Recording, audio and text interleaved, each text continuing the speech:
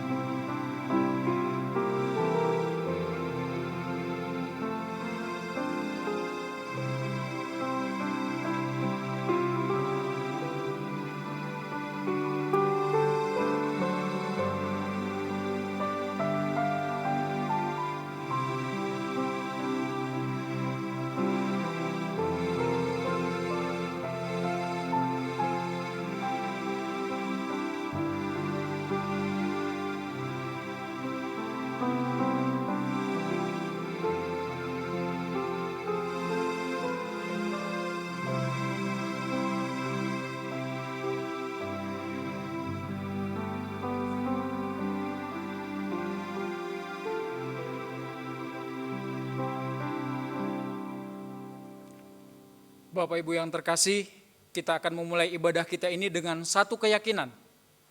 Pertolongan kepada kita adalah di dalam nama Tuhan yang menciptakan langit dan bumi. Kasih karunia, rahmat dan damai sejahtera dari Allah Bapa, dari Allah Anak dan dari Allah Roh Kudus menyertai kita sekalian. Bapak Ibu yang terkasih, Allah kita adalah Allah yang mulia. Allah yang mulia itu Allah yang menciptakan langit, bumi, dan segala isinya. Allah yang mulia itu menciptakan kita. Bahkan Allah yang mulia itu mau turun ke dalam dunia, bahkan harus mati di salib untuk saya dan untuk setiap kita manusia-manusia berdosa. Bapak Ibu, kepada Allah yang telah datang ke dalam dunia, kepada Allah yang mengasihi kita, kepada Allah yang telah mati di kayu salib, kita akan menaikkan puji-pujian kita. Kita akan mengagungkan namanya. Mari bersama kita pujikan mulia bagi Allah.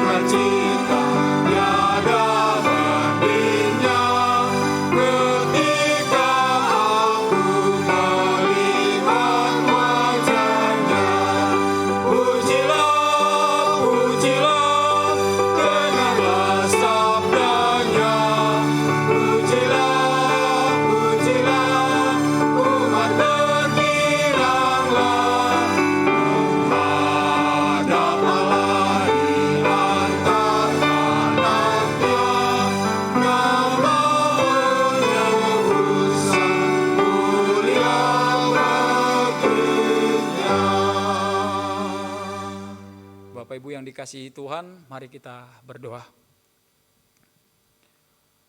Bapa di sorga, kami bersyukur kepadamu Tuhan, untuk kasih dan kebaikan-Mu yang memelihara hidup kami sampai dengan hari ini. Terima kasih untuk pertolongan demi pertolongan yang kami alami di tengah-tengah situasi hidup kami, di tengah-tengah masa pandemi yang kami jalani sampai dengan hari ini. Kami tahu Tuhan, ketika kami bisa melaluinya, semuanya itu semata-mata hanya karena kasih dan pertolongan-Mu. Terima kasih juga Tuhan, kesempatan ini kami bisa beribadah bersama-sama sebagai jemaat-jemaat Tuhan yang ada di Gereja Kristen Kalam Kudus se-Indonesia. Kami bisa bersekutu. Biarlah Tuhan di dalam persekutuan kami, di dalam ibadah kami pada kesempatan pagi hari ini, sungguh menguatkan kami. Bapa di sorga, kami juga tahu Tuhan, di tengah-tengah perjalanan kehidupan iman kami, tidak jarang kami Tuhan, hidup tidak sesuai dengan apa yang Tuhan mau. Acap kali apa yang Tuhan mau kami kerjakan, kami lalaikan. Kami sibuk mengurus urusan kami masing-masing. Kami tidak peduli apa yang Tuhan mau kerjakan di dalam kehidupan kami. Karena itu Tuhan, pada kesempatan ini kami datang kepadamu. Kami mohon kiranya Tuhan Engkau yang mengampuni kami. Engkau yang memulihkan kehidupan kami. Engkau yang memulihkan hati kami. Sehingga Tuhan, kami bisa mengerjakan apa sesungguhnya yang Tuhan rancangkan bagi kami. Terima kasih Tuhan.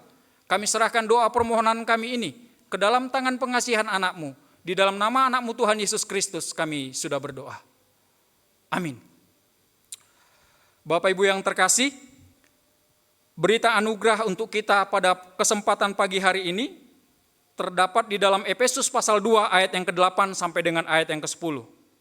Sebab karena kasih karunia kamu diselamatkan oleh iman. Itu bukan hasil usahamu, tetapi pemberian Allah. Itu bukan hasil pekerjaanmu. Jangan ada orang yang memegahkan diri.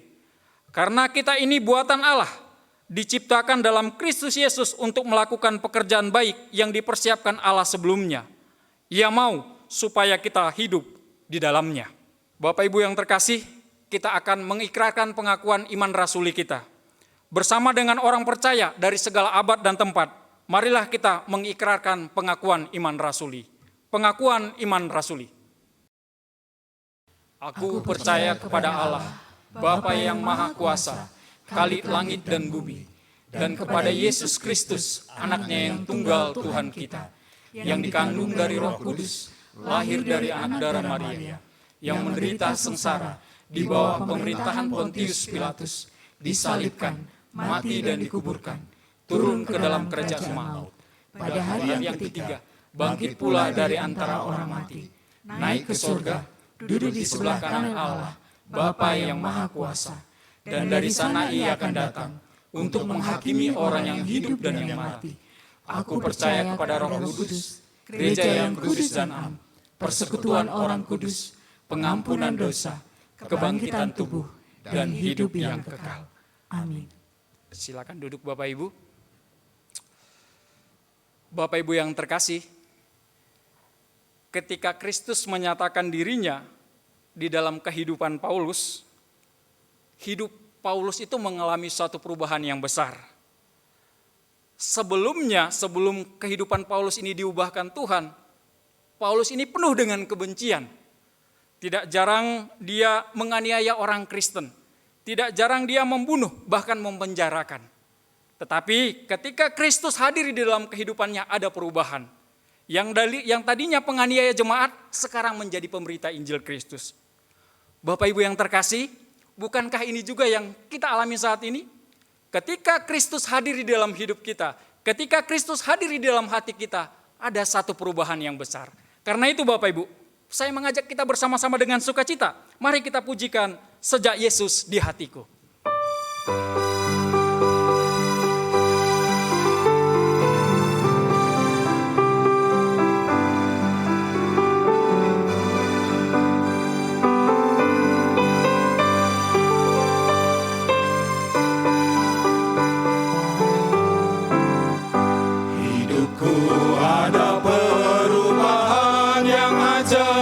Sejak Yesus di hatiku, jiwaku rindu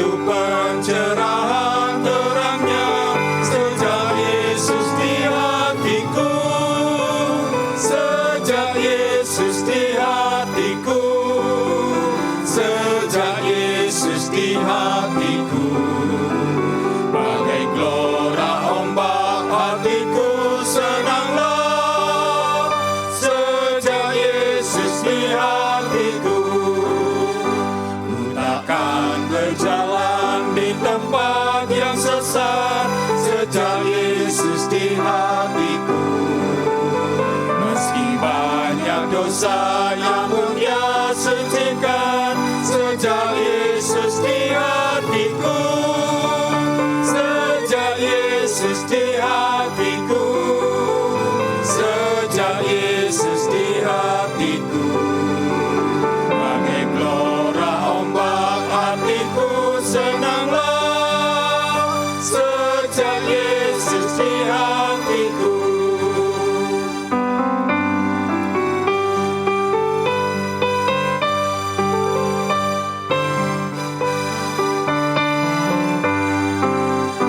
Ku bersama Tuhan di kota yang mulia, sejak Yesus di hatiku. Hatiku senanglah, langkahku ringanlah, sejak Yesus di hatiku. Sejak Yesus di hatiku. Sejak Yesus di hatiku. Bagai gelora ombak hatiku senanglah, sejak Yesus di hatiku. Sejak Yesus ada di dalam hati kita, sejak Yesus ada di dalam hidup kita, sesungguhnya ada perubahan besar yang terjadi di dalam kehidupan kita. Bapak Ibu yang terkasih, salah satu ciri dari orang yang sudah mengalami Kristus di dalam hidupnya, ada satu kerinduan. Dia juga pengen menceritakan, dia juga pengen membagikan Kristus itu kepada orang lain. Karena dia tahu, hanya Kristus satu-satunya jalan keselamatan. Di luar Kristus tidak ada. Orang di luar sana banyak membutuhkan Kristus. Orang di luar sana banyak membutuhkan Injil dari Kristus yang menghidupkan itu. Karena itu Bapak Ibu, maukah kita memberitakannya? Maukah kita mengabarkan Injil yang menyelamatkan ini? Sehingga orang lain di luar sana juga bisa mengalami Kristus. Mari Bapak Ibu kita mempersiapkan hati kita. Kita akan mendengarkan firman Tuhan. Mari kita pujikan, kirimlah terang-Mu.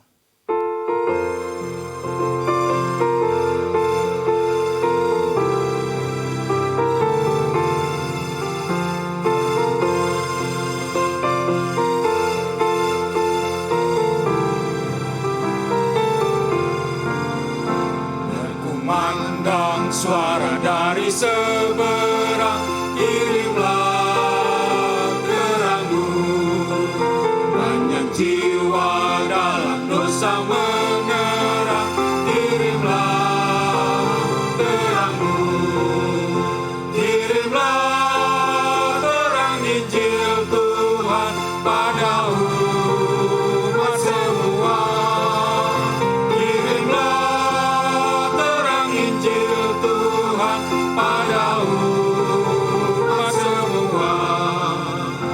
Kita mendengar seruan dari jauh, kirimlah terang-Mu. Kehadapan salib serahkan dirimu, kirimlah terang-Mu. Kirimlah terang Injil Tuhan pada umat semua.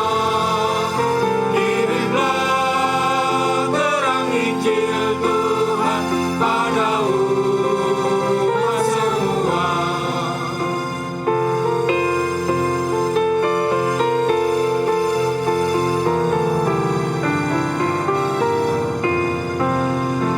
Berdoalah kasih-Nya tersebar, kirimlah terang-Mu.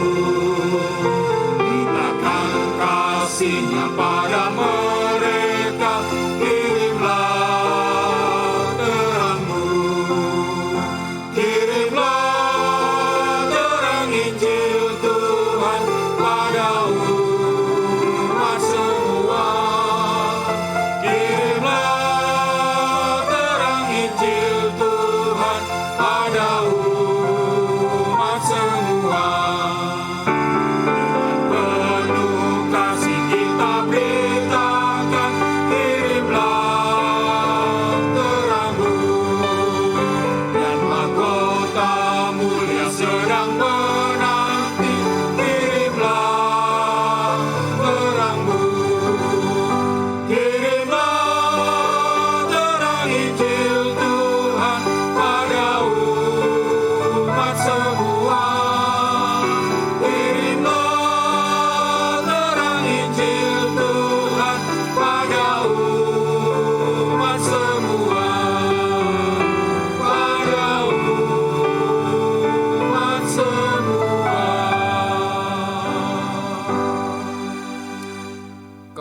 Bapak Ibu Ria Pasaribu yang akan menyampaikan firman Tuhan, dipersilahkan.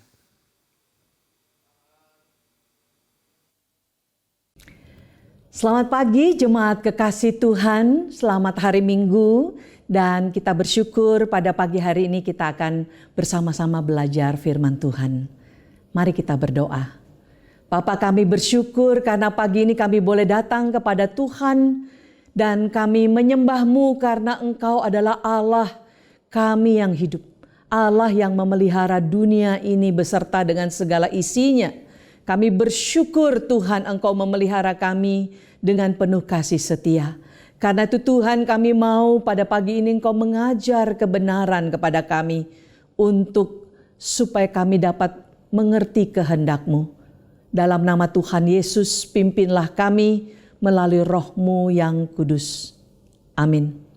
Jemaat kekasih Tuhan, pada pagi hari ini firman Tuhan terambil dari kitab Roma, pasalnya yang pertama, yang akan saya bacakan dari ayat 8 sampai dengan ayatnya yang ke-17. Demikianlah firman Tuhan. Pertama-tama aku mengucap syukur kepada Allahku oleh Yesus Kristus atas kamu sekalian, sebab telah tersiar kabar tentang imanmu di seluruh dunia. Karena Allah yang kulayani dengan segenap hatiku dalam pemberitaan Injil anaknya adalah saksiku, bahwa dalam doaku aku selalu mengingat kamu. Aku berdoa, semoga dengan kehendak Allah, aku akhirnya beroleh kesempatan untuk mengunjungi kamu. Sebab aku ingin melihat kamu untuk memberikan karunia rohani kepadamu, guna menguatkan kamu. Yaitu supaya aku ada di antara kamu dan turut terhibur oleh iman kita bersama, baik oleh imanmu maupun oleh imanku. Saudara-saudara, aku mau supaya kamu mengetahui bahwa aku telah sering berniat untuk datang kepadamu, tetapi hingga kini selalu aku terhalang. Agar di tengah-tengahmu aku menemukan buah, seperti juga di tengah-tengah bangsa bukan Yahudi yang lain. Aku berhutang baik kepada orang Yunani maupun kepada orang bukan Yunani, baik kepada orang terpelajar maupun kepada orang tidak terpelajar. Itulah sebabnya aku ingin untuk memberitakan Injil kepada kamu juga yang diam di Roma. Sebab aku mempunyai keyakinan yang kokoh dalam Injil. Karena Injil adalah kekuatan Allah yang menyelamatkan setiap orang yang percaya. Pertama-tama orang Yahudi, tetapi juga orang Yunani. Sebab di dalamnya nyata kebenaran Allah yang bertolak dari iman dan memimpin kepada iman. Seperti ada tertulis, orang benar akan hidup oleh iman. Berbahagia setiap kita yang mendengar firman dan kita akan mempelajarinya lalu melakukan di dalam hidup kita sehari-hari. Tema pada pagi hari ini yang diberikan oleh Gereja Kalam Kudus Malang yaitu bertemakan Aku Berhutang.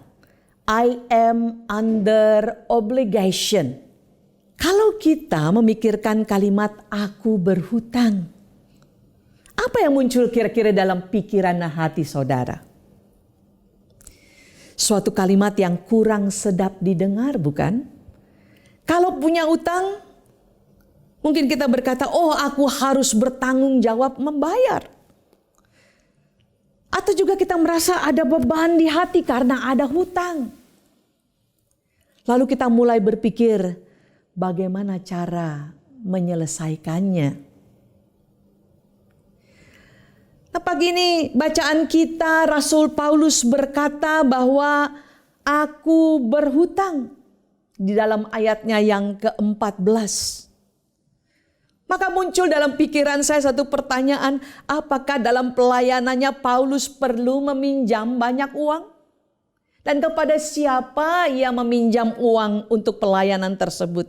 Namun yang dimaksud di dalam ayat 14 di sini bahwa Paulus bukan berhutang uang, melainkan dikatakan ia berhutang Injil. Apa maksudnya dan bagaimana itu bisa terjadi? Nah, seorang teolog Presbyterian bernama Timothy Keller menyampaikan dua hal daripada pemahaman berhutang. Yang pertama adalah engkau meminjamkan uang $100 kepada saya, dan saya berarti berhutang padamu sampai saya mengembalikannya. Itu arti kata aku berhutang. Tetapi ada bagian yang kedua yang dia sampaikan, bahwa seseorang memberikan kepada saya $100 untuk diberikan, ya, baik itu kepada orang lain atau kepada seseorang. Sehingga saya berhutang pada orang itu sampai saya menyerahkannya kepada orang tersebut.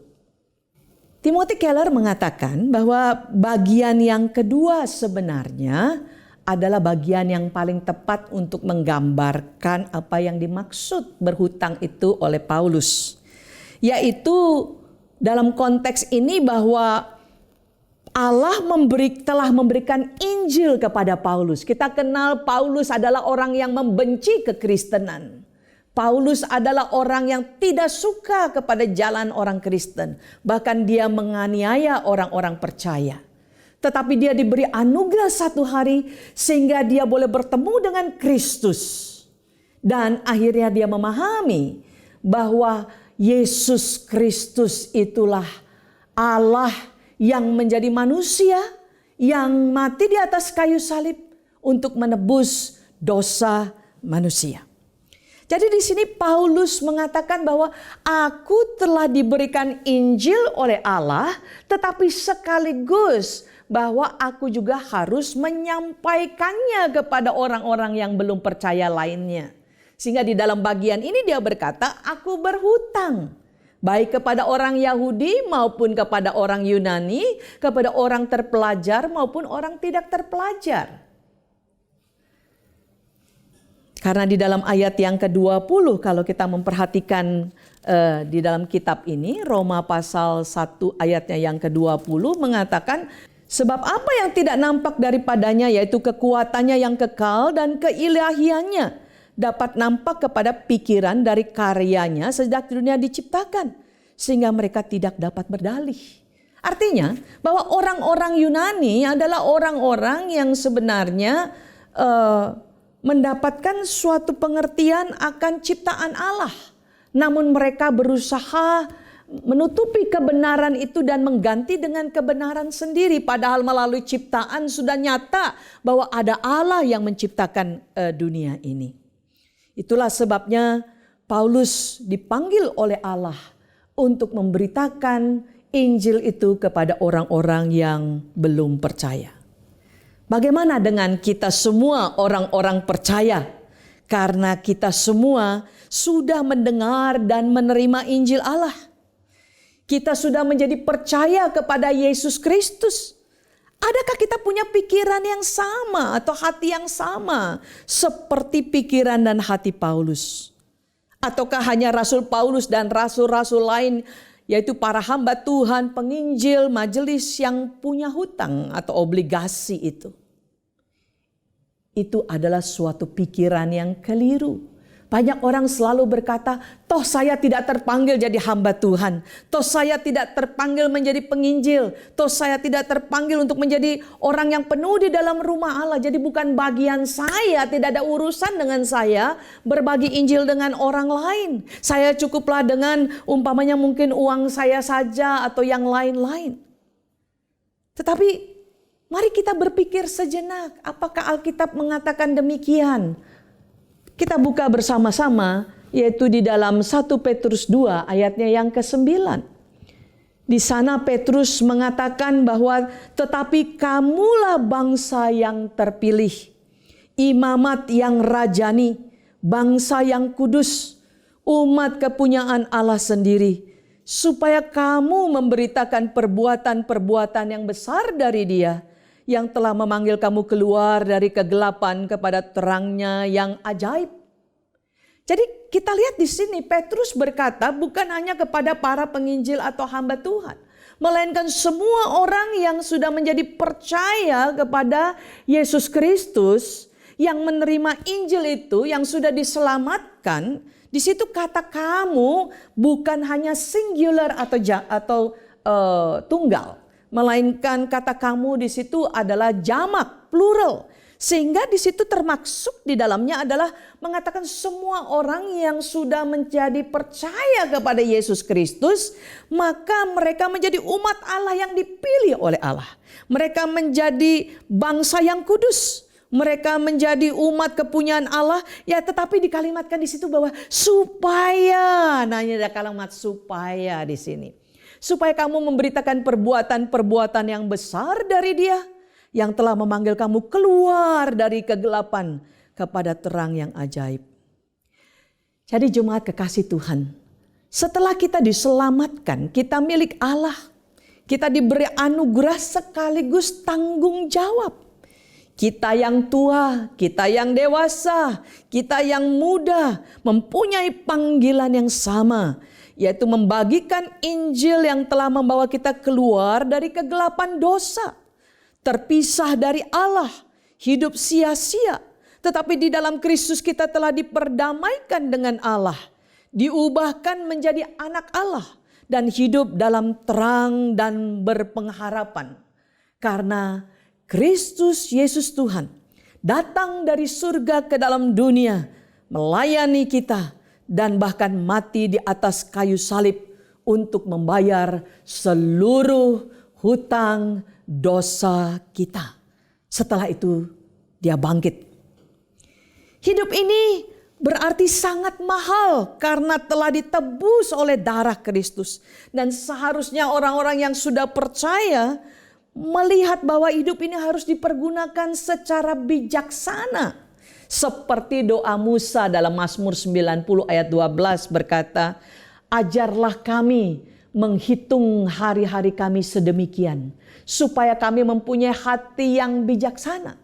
Apa artinya bijaksana? Yaitu bahwa sekarang hidup yang ditebus ini tidak lagi hidup untuk kesukaan sendiri, melainkan hidup untuk melakukan apa yang Allah mau, karena memang kita didesain dari awal untuk hidup bagi Allah dan kemuliaan Allah. Dan itu sebabnya bagian kita adalah sebenarnya sama seperti Paulus. Kita adalah orang-orang yang berhutang. Karena itu di dalam hal ini kita harus mulai berpikir. Kalau saya dipercayakan Injil menjadi bagian hidup saya. Tetapi juga sekaligus kepada kita diberikan satu tugas bagaimana supaya Injil yang sudah kita alami itu kita bagikan kepada orang-orang yang belum percaya kepada Tuhan. Lewat perkataan, lewat perbuatan kita. Supaya pada akhirnya mereka juga boleh mengenal juru selamat yang dapat menebus kehidupan mereka juga. Supaya mereka mengalami didamaikan kembali dengan Allah dan dengan seluruh ciptaannya yang lain. Dan supaya mereka mengalami kembali damai sejahtera yang datangnya dari Tuhan. Jemaat, kiranya melalui perenungan pagi ini kita sungguh mau memikirkan bahwa betul-betul kita mempunyai suatu panggilan, hak istimewa, tanggung jawab untuk membagikan Injil kepada sesama kita. Selanjutnya Paulus berkata, mari kita lakukan terus melihat bagian ayat yang ke-16. Bahwa Paulus berkata di dalam bagian ini, sebab aku mempunyai keyakinan yang kokoh, dikatakan dalam Injil. Karena Injil adalah kekuatan Allah yang menyelamatkan setiap orang yang percaya. Pertama-tama orang Yahudi, tetapi juga orang-orang Yunani. Nah, di dalam surat ini berkali-kali Paulus berkata bahwa aku berkali-kali berdoa kepada Tuhan supaya aku bisa sampai ke Roma untuk juga berbagi Injil dengan orang-orang di Roma. Kalau begitu sebenarnya siapa penginjil pertama kepada jemaat Roma? Bukan Paulus. Tetapi kalau kita melihat sebenarnya itu di dalam Kisah Rasul pasal yang pertama itu ya. Pada waktu Roh Kudus turun.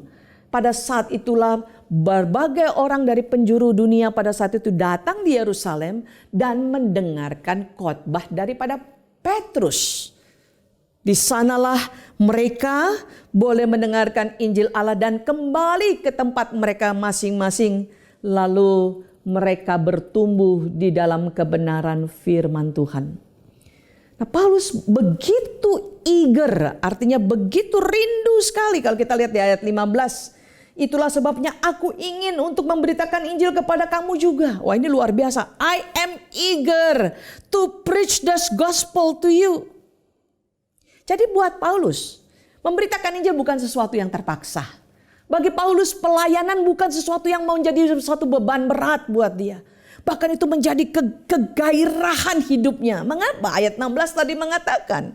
Oleh karena di dalam bagian itu, Injil itu adalah kekuatan Allah yang menyelamatkan setiap orang yang percaya. Jadi Bapak, Ibu, dan saudara-saudara yang kekasih di dalam Tuhan Yesus Kristus.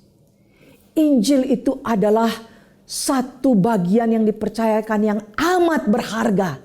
Yang sungguh-sungguh membawa orang yang tadinya dalam kegelapan dosa, terpisah daripada Allah, menjadi melalui mendengar Injil boleh diperdamaikan, diampuni, dan ditebus oleh darah Yesus Kristus.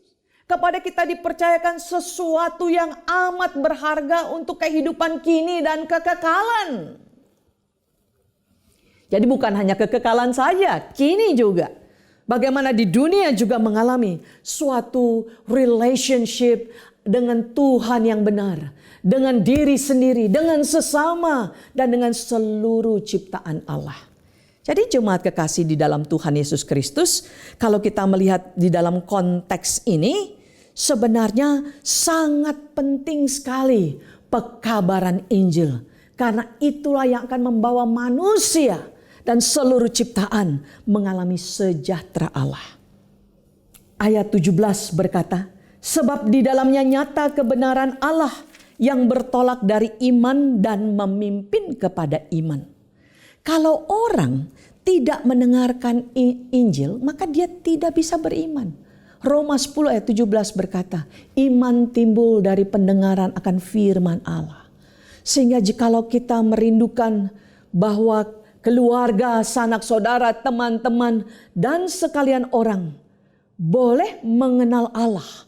Itu dimulai daripada kita mau berbagi kasih Allah. Kebenaran yang boleh didengar, kebenaran yang boleh dilihat, kebenaran yang boleh dicicipi, kebenaran yang boleh dialami. Maka di sanalah orang akan mengalami iman kepada Allah yang hidup itu. Khususnya saat pandemik ini, COVID-19, kita perlu berdoa. Sehingga kita dapat melihat bahwa masa pandemik bukan masa sial. Bukan masa celaka. Bukan sesuatu yang justru akan membuat kita sedih, malang, atau kehidupan yang tidak jelas di depan. Melainkan kita harus ingat sebagai orang percaya bahwa Allah adalah Allah yang berdaulat atas langit dan bumi. Dan sepanjang dunia ini Allah memelihara dunia ini. Bahkan satu pun hal yang terjadi semua atas dasar pengetahuan dan kontrol daripada Allah. Sehingga kita tahu, kalau sampai terjadi diizinkan pandemik COVID-19 ini, sebenarnya tidak untuk mencelakakan kita. Karena Allah tidak pernah mengizinkan sesuatu untuk mencelakakan kita. Tapi untuk mendatangkan kebaikan bagi orang yang mengasihi Tuhan. Nah, kalau kita belajar dari sejarah, abad-abad pandemik di dalam zaman Martin Luther, di dalam zaman-zaman kerajaan-kerajaan Israel pada perjanjian lama dan hal-hal yang lain.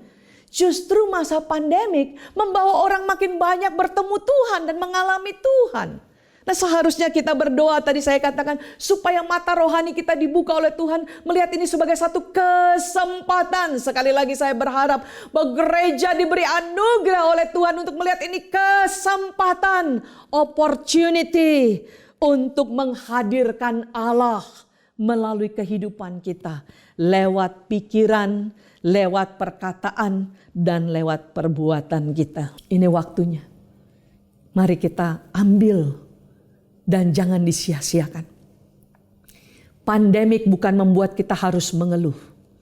Memang kita melihat ada banyak hal yang terjadi. orang jatuh sakit, orang meninggal dunia, perekonomian banyak yang di PHK, pendidikan juga sulit dan sebagainya. Tapi kita perlu minta Tuhan agar Dia memberikan kita hikmat dan kepekaan. Bagaimana kita bisa berelasi dengan semua yang sedang mengalami pergumulan dan mereka mendapat pertolongan daripada Allah. Karena Allah itu hidup dan Allah sanggup melalui pergumulan-pergumulan yang ada di bangsa negara kita mendapatkan jalan keluar melalui apa yang dimiliki oleh orang percaya. Kita memiliki pikiran, kita memiliki banyak karunia-karunia kemampuan. Kita memiliki waktu, kita memiliki dana, kita memiliki berbagai potensi yang kalau kita sungguh-sungguh mau berkata, Tuhan, bawalah saya dengan apa yang saya miliki dan saya sudah memiliki Injil. Saya memiliki berbagai berkat dari Tuhan. Mulai hari ini pakailah saya untuk orang-orang di sekitar saya. Supaya lewat pergumulan-pergumulan mereka boleh bertemu dengan Tuhan melalui kita orang percaya, melalui kesatuan gereja, melalui kerjasama orang-orang percaya. Kita membawa shalom kepada mereka. Seperti zaman Martin Luther. Bahwa Martin Luther dan istri dan keluarganya tidak lari meninggalkan kota yang banyak sekali kena kepada penyakit yang berbahaya. Tapi mereka justru menolong, mendoakan, menghibur, merawat yang sakit sekalipun ada resikonya. Tetapi satu hal, kematian tidak lagi menakutkan bagi orang percaya seharusnya. Karena setelah kematian itu pun akan ada kehidupan yang baru, bahkan bersama-sama Tuhan selama-lamanya. Nah, saat ini di akhir daripada perenungan kita, mari kita pikirkan sebagai anak muda, kita pikirkan apa yang bisa kita kerjakan berbagi akan Injil Allah lewat perkataan perbuatan kita untuk anak-anak muda di sekitar kita. Mereka yang sulit untuk studi karena gaptek atau karena tidak punya alat, kita mungkin bisa membantu mereka. Atau kita juga bisa memberikan semacam training-training tertentu kepada orang-orang yang tidak mampu supaya mampu mengendalikan bisa studi dengan baik. Ya. Ada juga umpamanya mereka yang harus sekolah itu lewat teknologi, melalui mereka harus punya handphone. Mungkin kita punya handphone yang bekas, kita juga bisa beri dengan bantuan supaya mereka tidak ketinggalan pelajaran mereka. Atau juga kita orang-orang dewasa. Begitu banyak orang, kenapa Indonesia ini terus makin bertambah orang yang menjadi korban? Oleh karena kesadaran masih begitu banyak yang lemah. Bagaimana kita juga bisa memberikan suatu dorongan, edukasi kepada masyarakat di sekitar kita supaya mereka memakai masker setiap kali mereka keluar rumah. Supaya mereka melakukan social distancing. Supaya mereka mencuci tangan. Ini yang dilakukan oleh satu kelompok anak-anak muda di satu daerah. Mereka membuat poster yang besar sekali untuk membawa supaya daerah itu semua dalam kondisi bersih dan mereka menyiapkan CPTS. Apa itu CPTS? CTPS ya, cuci tangan pakai sabun. Jadi namanya CTPS. Mereka menyediakan 1 galon besar sabun dan air yang mengalir. Sehingga setiap orang masuk kompleks itu mereka belajar untuk cuci tangan dan sebagainya. Ini cara-cara kita menolong supaya mereduce makin lama COVID itu makin mengecil. Dan kesempatan untuk membangun bangsa negara ini juga semakin baik. Atau juga ada hal lain. Kita bisa membantu orang-orang yang nampaknya di dalam kelemahan karena mereka di PHK. Kita bisa bantu memberikan vitamin, kita bisa membantu memberikan makanan. Atau yang terakhir saya pikirkan, bahwa mereka juga karena mungkin pandemik ini kita tidak tahu sampai berapa lama, ya kita tentu tidak perlu hanya memberi terus. Karena itu juga tidak baik. Tetapi kita mentraining mereka sesuai dengan kemampuan mereka, dengan potensi mereka. Kita bangun pemberdayaan upaya dalam hidup mereka. Seperti di Malang ini saudara-saudara, Kita bersyukur lewat COVID ini ada kumpulan baik gereja, lembaga pelayanan mahasiswa, lembaga Kristen lainnya bersama-sama bergandengan tangan. Mereka itu menolong para mahasiswa Indonesia Timur yang kuliah di Malang ini tidak kelaparan. Mahasiswa-mahasiswa boleh mengalami firman Allah melalui kelompok kecil. Dan kita semua di gereja ini bisa melakukan. Hai anak muda, hai orang-orang dewasa maupun semuanya kita. Mari kita berdoa supaya kita mendapat hikmat dan bisa berkolaborasi bekerja. Sehingga daerah-daerah kita ini boleh mengalami kehadiran Tuhan, jamahan Tuhan, kasih Tuhan. Dan mereka juga boleh mengalami pertemuan dengan Tuhan. Dan akhirnya damai sejahtera dari Allah.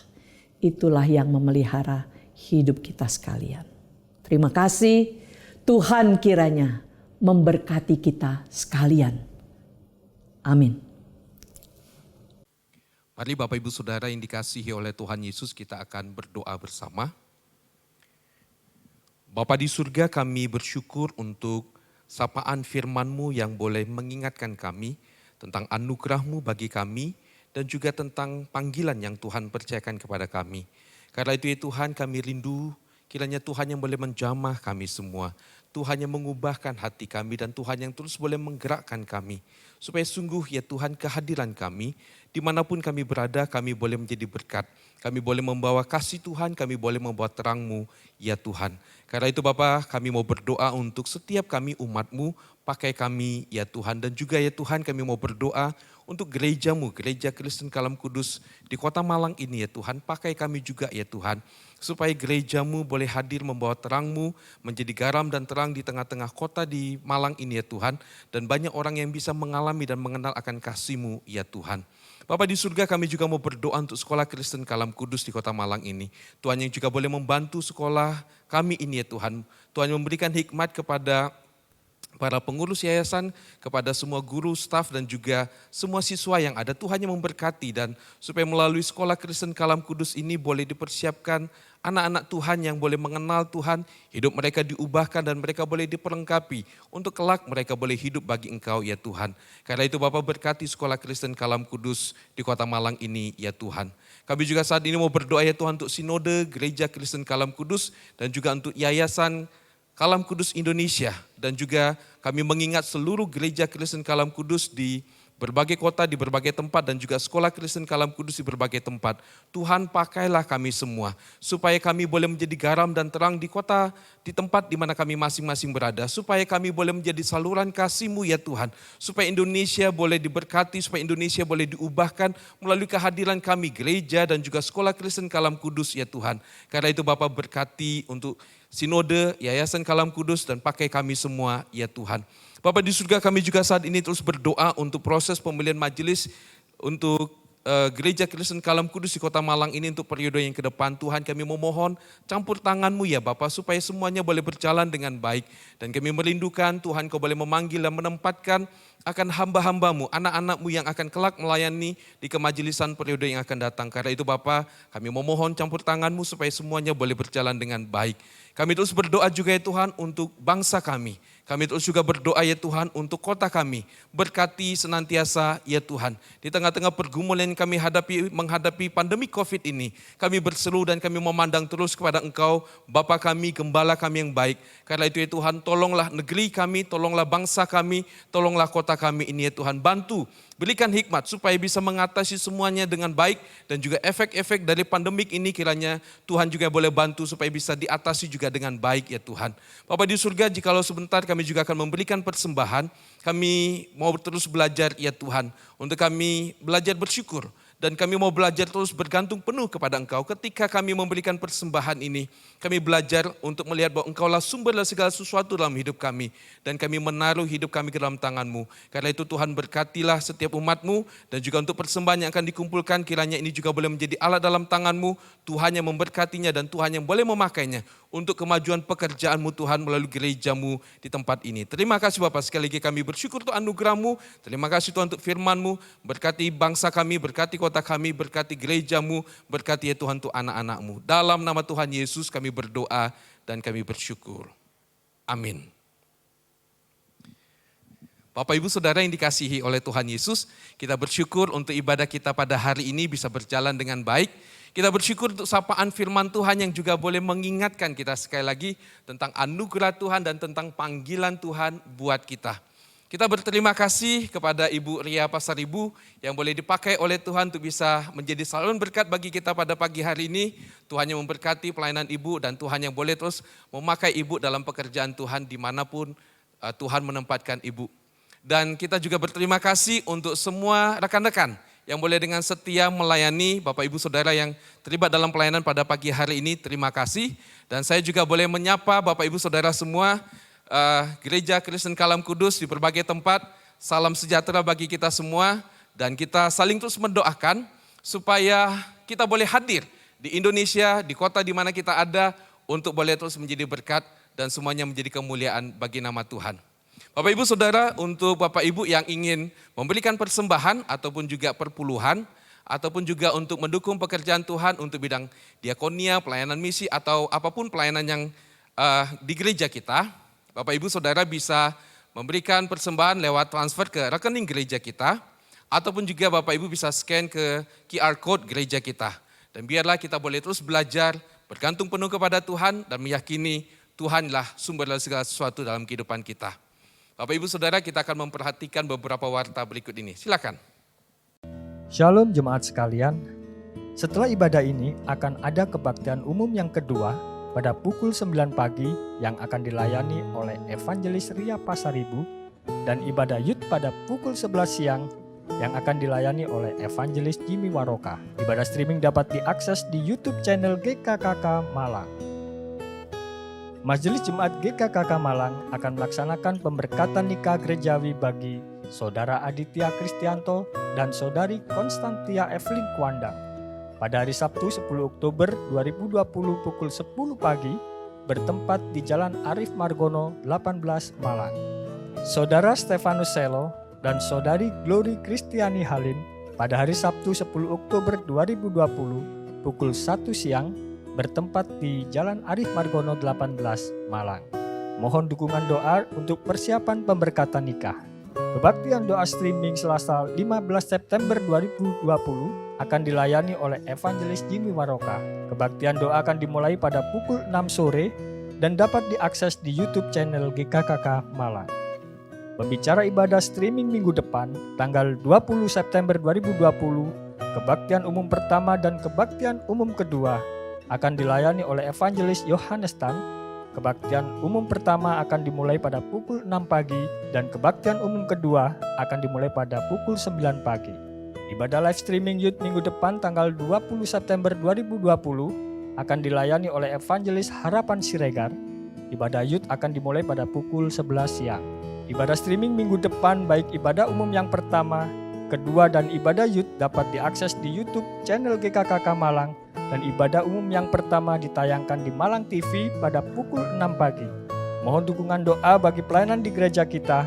Selamat hari Minggu, Tuhan Yesus memberkati. Bapak Ibu Saudara, sekali lagi kita bersyukur untuk ibadah pada pagi hari ini. Dan biarlah kita semua boleh memperhatikan protokol kesehatan, kita boleh menjaga kesehatan kita, dan jangan lupa untuk kita terus berdoa bagi bangsa kita. Kita berdoa untuk gereja Kalam Kudus, kita juga berdoa untuk sekolah Kalam Kudus, supaya kita boleh terus menjadi kemuliaan bagi nama Tuhan. Bapak Ibu Saudara, saya undang semuanya bangkit berdiri, kita akan mengakhiri ibadah pada pagi hari ini. Kita menaikkan pujian doksologi, segala kemuliaan hanya bagi Allah kita.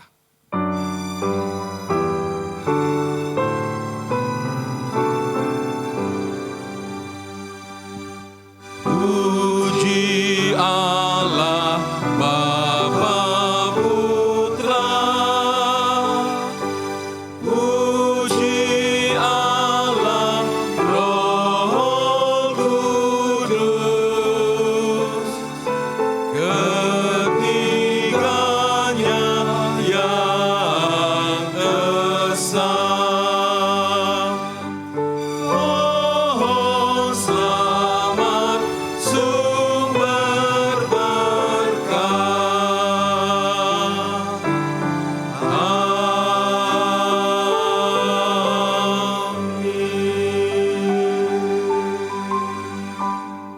Sidang jemaat yang dikasihi Tuhan dan yang mengasihi Tuhan, mari kita bersama mengarahkan hati kita kepada Tuhan, dan saya akan berdoa memohon berkat Tuhan bagi kita sekalian.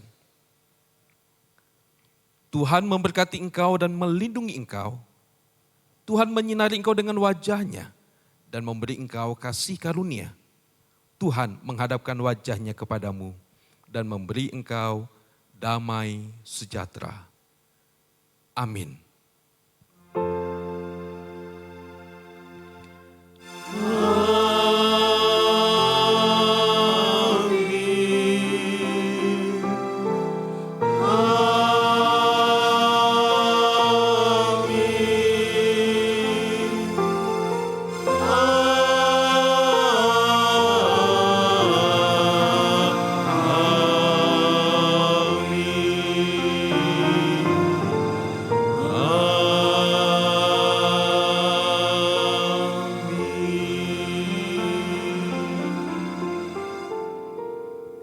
Amin. Silakan duduk, ibadah kita selesai. Silakan saat teduh, Tuhan Yesus memberkati.